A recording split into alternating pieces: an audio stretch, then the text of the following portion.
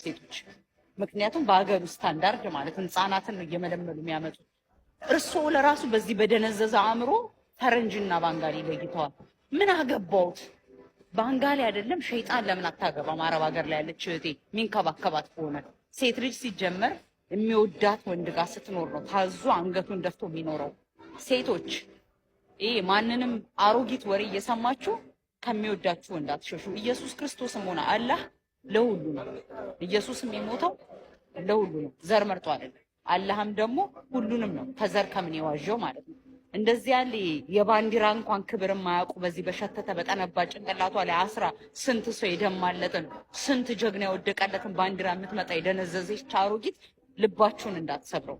እግዚአብሔርን የምነግራችሁ እኔ ትልቅ ሰው ባትሆን ከዚህ የበለጠ ነገር ተናግሬ ያደማት ነበር። ምክንያቱም ማንም ኮስማና እየመጣ የአረብ ሀገር ሴት አየንሽ እኮ አውሮፓንም እኮ ምንድነው ብርቁ ሂጅ የመጣው ሌላ ሰው ቢሆን የሚጠፋበትን ምንድነው?